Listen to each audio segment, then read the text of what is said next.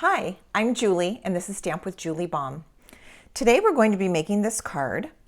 I was inspired by another Stampin' Up! Demonstrator who made a similar card.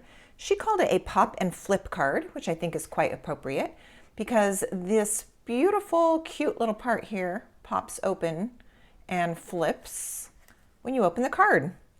So we're going to be using the Thanks a Bunch stamp set. This is currently available in the Sale A Bration brochure as a free gift with a $50 purchase. This is one of 3 Stamp Club projects that we made this month, February 20 of 23. And so I'm going to be remaking this card to show you how we did it. All right, so beginning with a piece of Coastal Cabana cardstock. This is cut 5.5 by 8.5. Scored down the center at 4 1/4, a very typical card base. Then you also need a piece of the same color cardstock, so I'm using Coastal Cabana, that is 3 inches by 4 inches, and another piece that is 3/4 inch by 1 1/4. We're going to do some scoring on these 2 pieces. And then you need a piece of your designer series paper, and I'm using a piece out of the Dandy Designs, which is also a free gift in the Sale A Bration brochure. This one is a free gift with a $100 purchase. And this piece is cut 4 inches by 5 1/4. Now this is going to get attached to the card front like so. So I'm just going to go ahead and do that, and then we'll set it aside and do some of our other stamping and scoring. Now when you attach your piece to the front of your card base, you want to only put your adhesive on the edges, and you can use whichever adhesive you prefer, but you don't want any adhesive in the center. In just a moment, when we put this through some die cutting, it will make sense. Okay, so our designer series paper is going to go right on the front like so. And again, the adhesive is only on the perimeter. There's no adhesive in the center.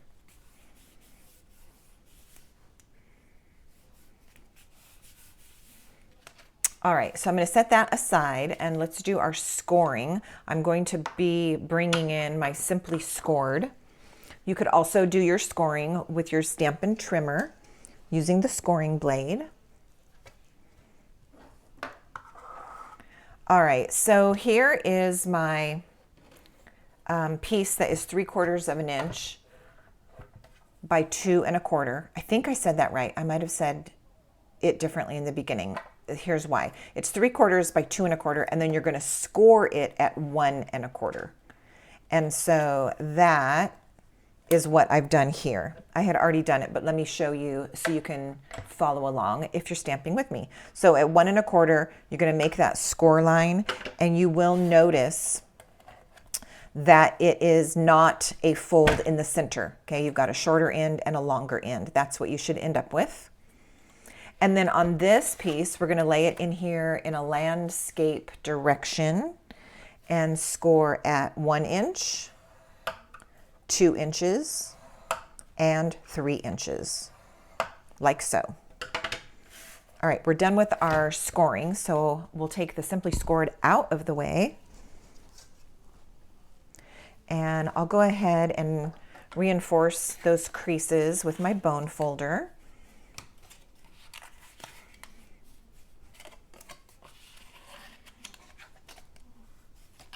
And then this one as well. All right, while we're at it, let's do our card base. All right, there we go. Now from this main card piece, what we're going to be doing is die cutting. Now I'm using 2 dies that are the same shape. One is slightly smaller than the other. These are out of the Hippo Happiness dies, which is a retired stamp set and retired dies. But you can be creative and find something of similar size and shape, and that will work out just fine. So I'm going to be placing this right here on the front of my card.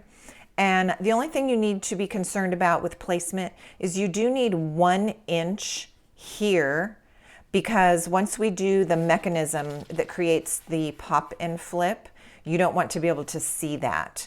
So in other words, if my die is cut up too high and I have less than an inch here, it's going to show a little bit. So basically what we did at Club is we centered it top and bottom and side, and then just dropped it down a teeny bit. Now what I'm going to do is just put a piece of Post-it tape on here to hold this, because although I have my mini Stampin' Cut and Emboss machine right here, this piece is actually not going to be able to go through it. I'm going to have to move over there and use my full-size machine. So I'm going to do that, which won't take but a second, but I'm going to tape this on here. That is way too much. I don't need that much. Tape this on here in place so that when I stand up and move over there, I don't have to reposition it. All right, there we go. So let me talk you through what I'm going to do. I'm going to open this flat so that I'm only cutting this and not cutting this part. And I'm going to run this through my Stampin' Cut and Emboss machine, and I will be right back. After I cut this shape out, we are going to die cut one more piece. That one I will do on camera, because that size paper will fit through my mini machine, and I can just do that right on camera. All right, so I have this one.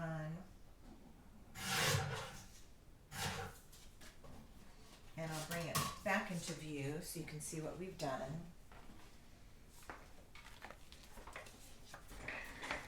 Okay, with some care, I'm going to gently remove that Post-it tape. Even though it's Post-it tape and is repositionable, sometimes if you're a little bit too aggressive with it, it can tear your DSP. So you just want to be a little careful. All right, now I have the piece cut out of the front, like so. From this, I ended up with this piece, which could be used on another project, so we'll save that, put it aside. We're not using it right now, but this piece we do need to use. Now, if we had glued the center of our designer series paper, this would now be glued to this piece, and then we wouldn't have this to use. So that's why we only put the glue on the perimeter. Okay, so now I need the complementary shape that is just a little bit smaller. I need that cut out of white cardstock. So I will bring my mini machine in.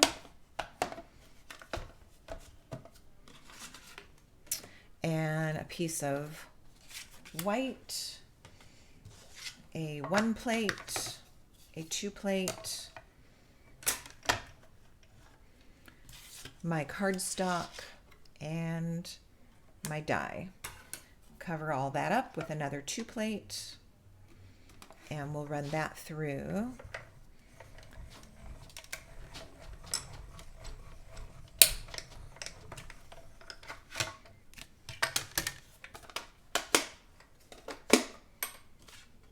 Okay, now we have that piece that we need as well.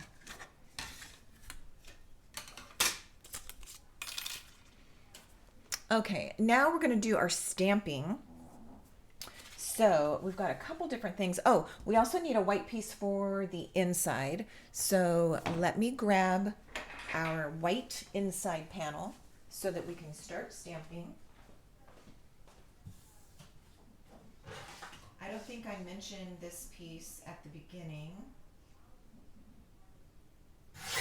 so I will let you know the dimensions of this.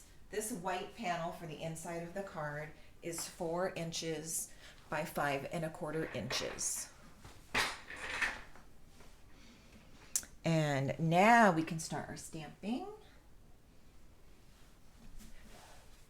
Okay, I'm going to start with the large carrot from that Thanks a Bunch stamp, and it's actually a 2-step stamping. So we have the main shape of the carrot, and we also have the detail part of the large carrot.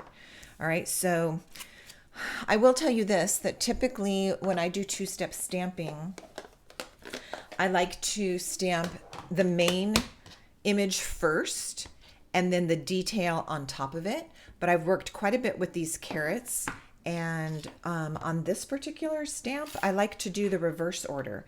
So I'm going to do the detail part of my carrot first. I'm using Mango Melody. You could do these carrots in a variety of colors, ranging from yellows and oranges, purples, whatever you feel like. But I'm using Mango Melody as my darker color. And I've got this carrot going at an angle about like that. Okay, on the right side of my cardstock, angled up towards the corner. All right, so there's the detail part of the carrot. We're going to be using that Mango Melody again. Now, with Pale Papaya, I'm going to put basically the shape of the carrot right on top of it. And as I said, I've stamped a bunch of carrots since getting this set. And for me, this seems like the easiest way to do it. Now I'm able to set the tip of my carrot down. I can see through the block, through the stamp, and line up the right side of my carrot right with those little detail lines that we already stamped, and get my carrot. All right, so you're welcome to try it either way, this first and then that follow on top, or do it the way that I've done it for you today. Then we're going to use the medium carrot.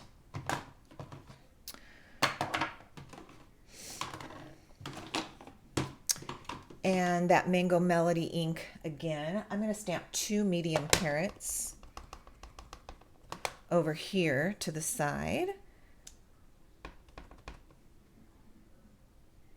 Like so. Oh, I didn't get the whole thing there. Okay, well, clear stamps. Here we go. I'm going to line it up right on top of it and see if I can get the rest of it, or if I need to completely start again. It's not too bad. It's a carrot. It's nature. I'm going to go with it. If you aren't happy with it, cardstock has 2 sides. You can flip it over and try again, but we're just going to leave it. I don't think every carrot is exactly perfect. Okay, now I'm going to add my greens to the carrots. So I've chosen to use Granny Apple Green.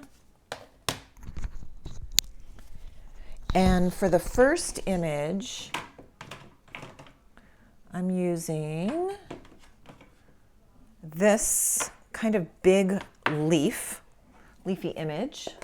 And what I'm going to do is ink it up on my Granny Apple Green and stamp it off. Let me grab a piece of scratch paper here. All right, so ink, stamp off, and then I'm going to stamp on my project. So I have a very pale Granny Apple Green.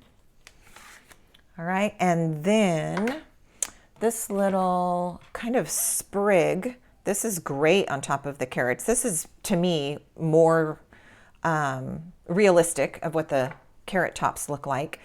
But you will notice it has a really long stem. So on several cards that I have made with this stamp set, I will just let the stem kind of hang off of the ink pad, and I only ink up the little leafy parts.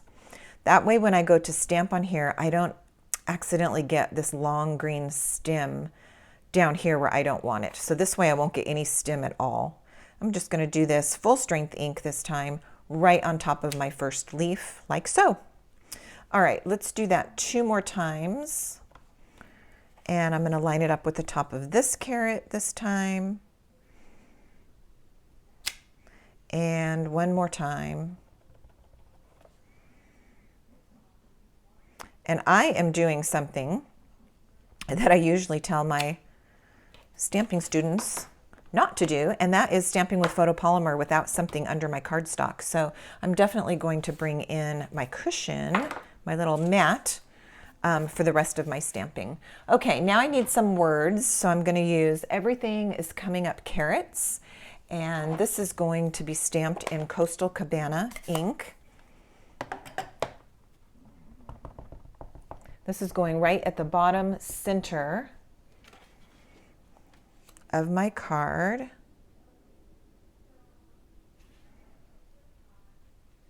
Like so. All right, this piece is done, so we're going to set this aside and bring in that little white die cut piece that we did earlier. The first thing I'm going to do is add some grass all along the bottom of this. So I'll tuck that same scratch paper just underneath there. And by doing that, I can take my ink, I'm going back to Granny Apple Green, and basically just kind of stamp all across the bottom of this in a pretty much non-pattern. Okay, and I did some repeat stamping, so I've got lights and darks in my green. So I've got that. Then let's stamp, it looks like spring. We'll do that in Coastal Cabana, right on this same piece, and we're going to go way over to the right edge.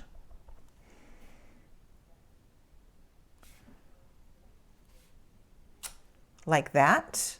Now we've got two more little bits of stamping that we're going to do. We're just going to use a scrap. So any white scrap that you've got. And this is where we use these tiny baby carrots that are super cute. Back to Mango Melody one more time. And I want 2 of these bunches of carrots.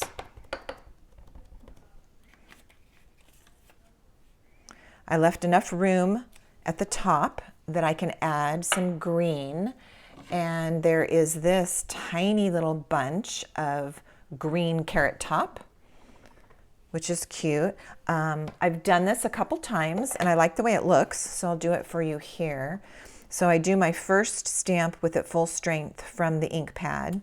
Then I'm going to, without re-inking, just adjust the stamp a teeny bit and re-stamp over it. That way you have kind of a light and a dark little bunch of greens there at the top. Okay, let's do that again. So full strength first with Granny Apple Green, and then just slightly move my stamp. Don't re-ink, but stamp again, and you've got the light and the dark. Okay, now we do need to do some fussy cutting. So I grab my paper snips here, and I don't want this to take a long time, and I don't want it to take a long time for you. So you're going to see that I just kind of, by turning my paper a little bit, cut around the green tops, down the sides of the carrots. Let's get up inside this white space here. Right here, I'm going to flip my paper, which makes it easy to come down that side. Same thing, I'm going to come up in here, flip my paper down that side of the carrot. Snip that off and finish that. Okay, I'm going to do the same thing on the second one. What do you call it when you have to cut something out with scissors? I think for years and years we have called it fussy cutting in my group. I'm sure I've heard other stampers use that term, but I don't know, maybe you just call it cutting or something different. I would actually be interested. So if you're watching along today and you call cutting out an image with scissors something besides fussy cutting, let me know what you call it. Okay, this one is probably the trickiest one, just in that one little spot. There we go. And clean up my carrot ends. There we go. Okay, so I've got my 2 bunches of carrots cut out, ready to be put onto my project. Okay, so we're gonna bring in that white piece that we stamped, this one. I'm looking at both of these. I kind of like this one better. It's a little bit darker.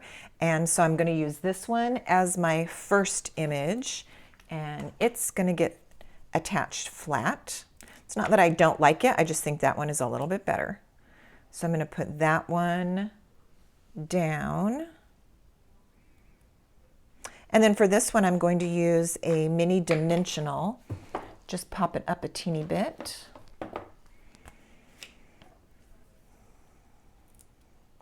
And one is going to hold it just fine.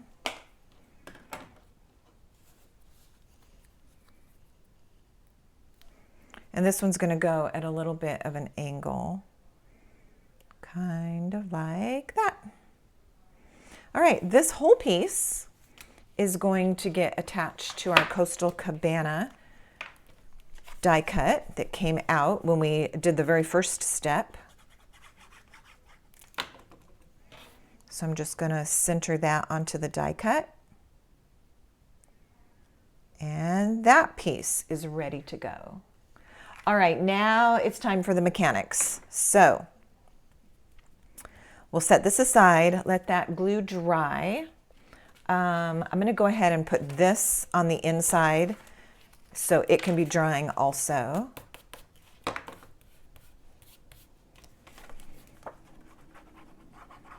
I'm using liquid glue. You can use whatever adhesive you feel like using. All right, and so as I eyeball this, I'm looking at all of my borders, the right and the left, the top and the bottom, to get it as straight as I'm able. Like so. Okay, so that piece is also going to get set aside.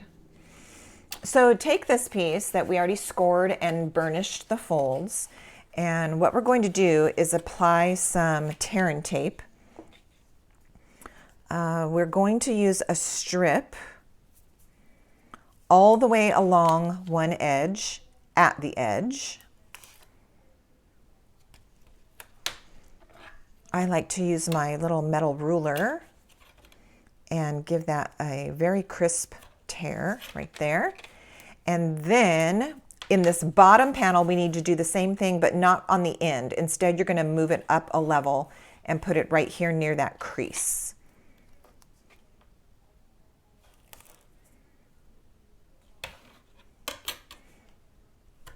I think we went back and forth in club of what the best idea was.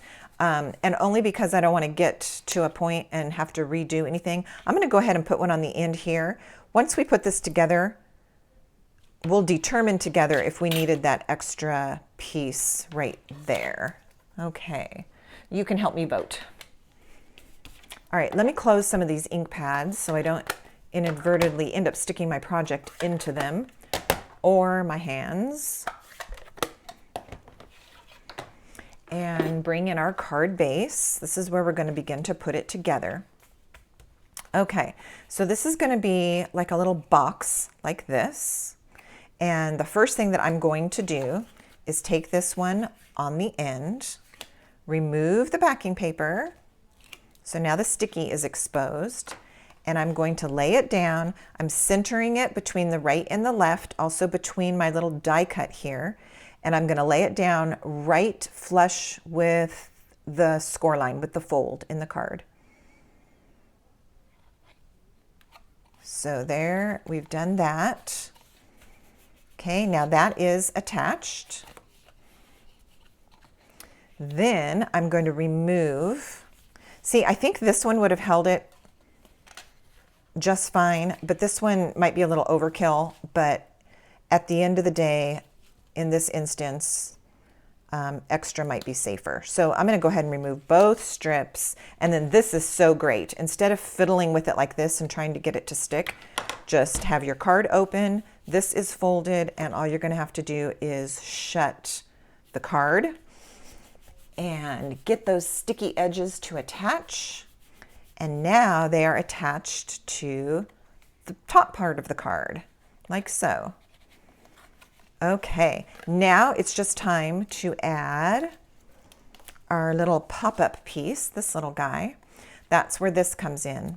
So what you're going to do is you're going to put the long side onto your little box that you just created. And we don't really want it all the way back against the card. I'm going to pull it out just a teeny bit. So adhesive, not on the whole thing, adhesive on about half of it, maybe 2/3. Then I'm going to stick this down in the center between right and left, and not quite all the way back here. Okay, it's not touching the card. Before this dries and it's just sitting there in place, you can kind of check it. we want the card to be closed, and we want this part to be free from not getting stuck on this edge. So if this had been shoved back a little bit further, you might find that you have to trim this but you can see this is totally clear of the edge of my die cut there. All right, so we're in good shape. I want this to make sure it's stuck down securely. Okay, and we can go on. Now, this piece is going to go on here, but we want to make sure that it's going to open and shut perfectly because of that opening. So what I recommend is you go ahead and close your card, add your adhesive to the front of our tiny little strip here. And with the card in this closed position, you can take this just like a puzzle piece and lay it in here. And when you do so, now it's touching the glue that you put on that little strip. So I'm going to hold it and give it a second to attach. And then carefully at first, I'm just going to go ahead and open. And you can see that it fits just perfectly in my space and opens and pops up.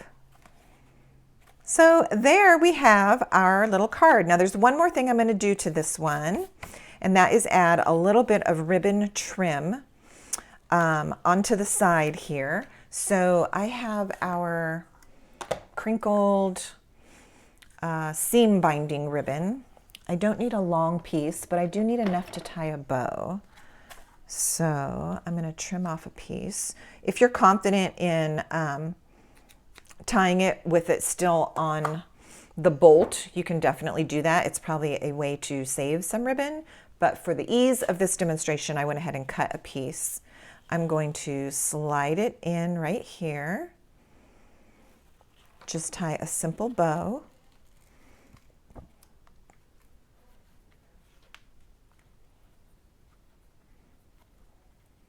It's kind of small and it's kind of slippery, so be patient. It might take a try or two. Once you get your bow, then you can just adjust it by pulling a little bit on the tails and on your loops so that you end up with the size bow that you want. Okay, that is good for me. So I'm going to use some scissors, some really sharp scissors, to trim my tails. Let me see if I want my tails to go down or kind of one up and one down.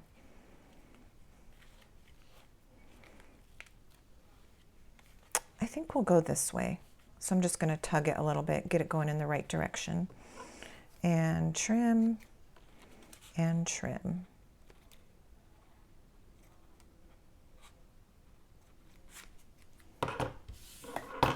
Okay, I might need to trim my tails a teeny bit more.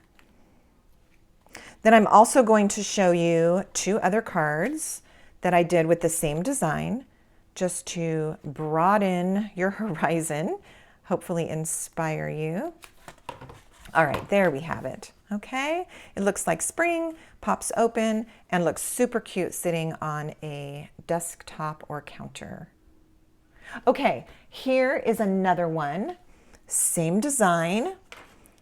I used paper from the Country Bouquet set of designer series paper. You can see this is a love card, but not necessarily a Valentine's card. So I did want to show you this one, even though Valentine's Day has come and passed.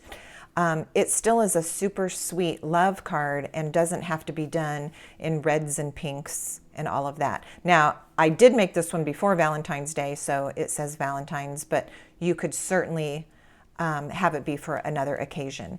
And then I did this one with some retired Valentine paper. This was paper from 2022 and the stamp set as well.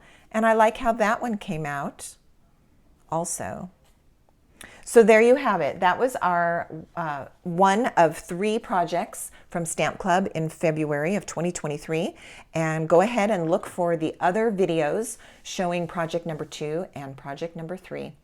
As always, I invite you to subscribe to my channel, especially if you really liked something about what you saw today. And also be sure and open the description box because I always put a lot of good information in there for you as follow-up. Thank you for watching. Happy stamping.